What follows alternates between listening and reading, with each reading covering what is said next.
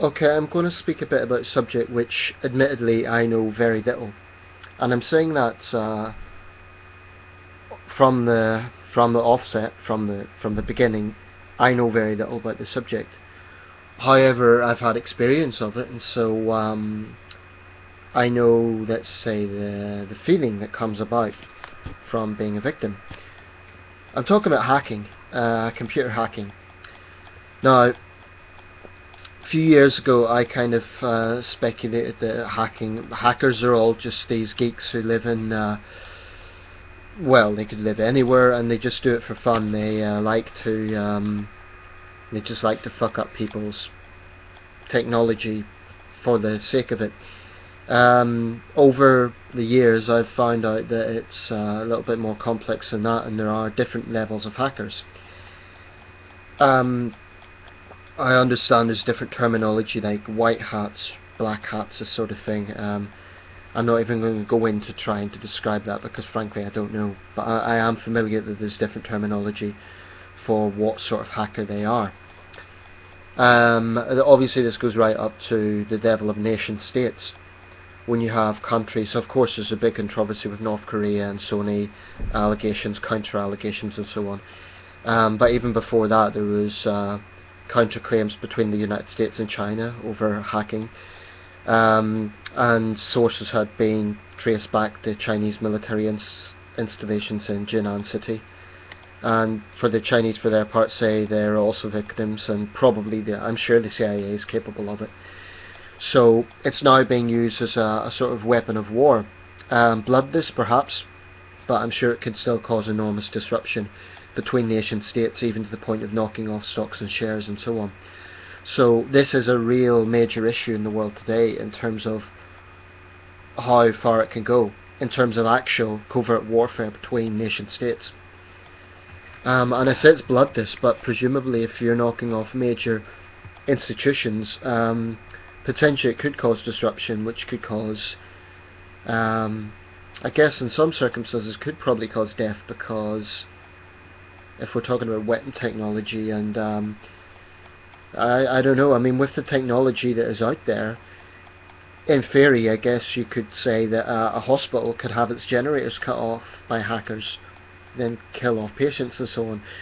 I don't know, I really don't know, but I do think it's fair to say that there is this is a major cause of concern for security analysts, and I think every nation does it. I'm sure Britain does it, China does it, Russia does it, America does it, no one admits it. But anyway, what prompted me to make this video was an interview on the BBC with hackers from the group calling themselves Lizard Squad. Some people have said they can't really be Lizard Squad because they wouldn't admit that on air. I don't know about that. I don't know if they operate like Anonymous, but the thing about this group is they are... Anyway, the interviewer went straight to the point and says, how do you justify ruining Christmas Day for lots of children? This was referring to the fact that they had hacked Sony, which disrupted performance of Xbox, from what I gather. So the point the interviewer was making, how can you justify ruining a child's Christmas Day? Maybe their parents have worked all year to save money to buy this new Xbox, it was a Christmas present. Now the guy says they're basically making excuses, and they're basically saying like, oh well, is it such a hardship, it's one day, and so on and so on. The interviewer I thought was very good, because he was sort of asking the very sort of questions that I think most people watching would want them be asked, which is you're doing it basically because you can. So it's a power drive. Now what they were trying to say was they had some sort of ethical mission, along with, they admitted that they were doing it for a laugh, but they were also doing it apparently to expose Sony's lax security. But to me that's a bit like a thief stealing something from a shop to expose the fact that the shopkeeper doesn't have CCTV. In other words, you're basically admitting guilt just to expose the fact that you weren't caught or you weren't stopped. It's a phony argument in my opinion. I don't think they're doing anyone any favours. I mean, Sony as a major corporation has a responsibility obviously to make sure its products are secure. But I think their excuse is phony, and in the end of the day, they basically admitted it themselves. They're basically doing it for a power drive. And that's what I find utterly despicable about hackers. They think they're powerful, and they, in a sense they are, because of the power they have to disrupt other systems. But this is what pisses me off. They're basically behaving like, it's sort of a form of bullying when you think about it, having power over someone and the other person has no power to do anything in return.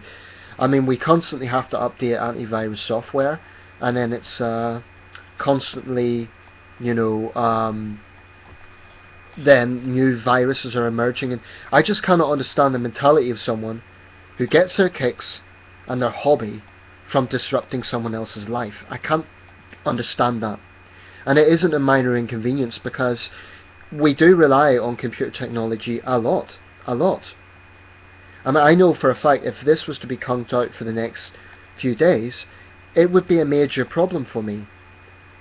And granted, I'm not going to die. It's not like a life and death situation, but when people do rely so much on computer technology, it's incredibly disruptive. And the worst thing is knowing that it's not a technical issue, but it's some malicious little fuck who's done it for a laugh. And he or she could be anywhere from Toronto to Tokyo, Shanghai to Singapore, Sheffield to Surabaya. You get the picture. That's the thing about them. They're cards. They hide behind their computer screen, and they can basically do whatever they want. They have a sense of power, but their behaviour is utterly cowardly, because they know that they're never going to be prosecuted. They know they can hide behind their screen and basically get away with it. So to me, it is a very epitome of cowardice. And they think they're big men, or they're very powerful, and in a sense they are, but how are they using that? Is it for any benevolent purposes? Is it to improve lives? No. It's just to piss people off and to disrupt lives. So that sort of hacker, I think they're scum, basically. I think they're total scum. And it could be, to them it's just people messing around on their computer, but think of the things that people use computers for. Keeping in touch with family, for one thing.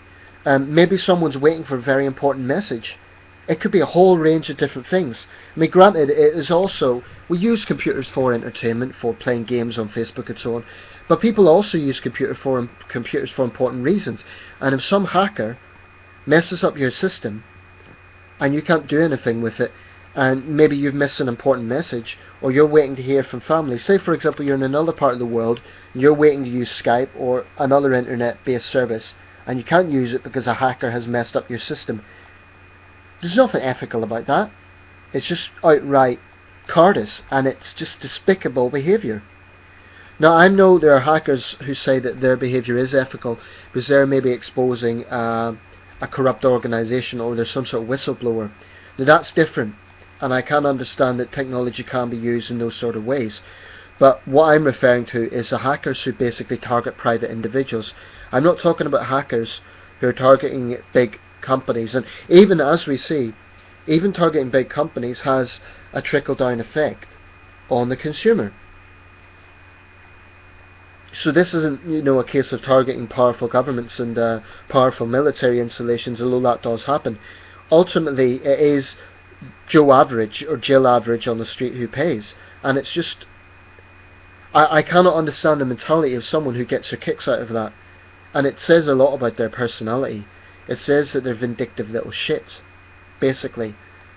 And I'll be honest, the human side of me wants to barge into whatever little room they're operating from and give them a right hand. Because it's a despicable way to behave. And I am pleased that the interviewer pushed him on this. I'll send a link to that interview, but I'm basically just having a rant here, and I'll admit it does make me paranoid sometimes. I mean, even uploading this video makes me think, well, are they going to target me now because I've had a go at them? Probably not, but the idea of someone having that sort of control over you just because they can, I think that is utterly despicable. And they are absolutely gutless cards. That's what they are. They're despicable, gutless cards. Yes, they're clever, they know how to use the technology, so they're clever, but they're not using it for anything positive. They're using it for a cheap, juvenile prank that impacts potentially thousands of lives. Maybe it's not life and death, but it does disrupt lives. And I would actually compare it to crime. It's basically, it has the same impact essentially as, for example, I mean, you can have a yob, for example, puts out one of your windows for a laugh or because he's drunk or whatever. Now, it might not be a life or death situation, but it is a quality of life infringement. Likewise, hacking is a quality of life infringement. It causes stress, it causes mental anguish, and it causes huge disruption. And it's just wrong. I believe there is ethical hacking out there, but for these sort of hackers, no, I don't buy this crap that they're doing it to expose Sony.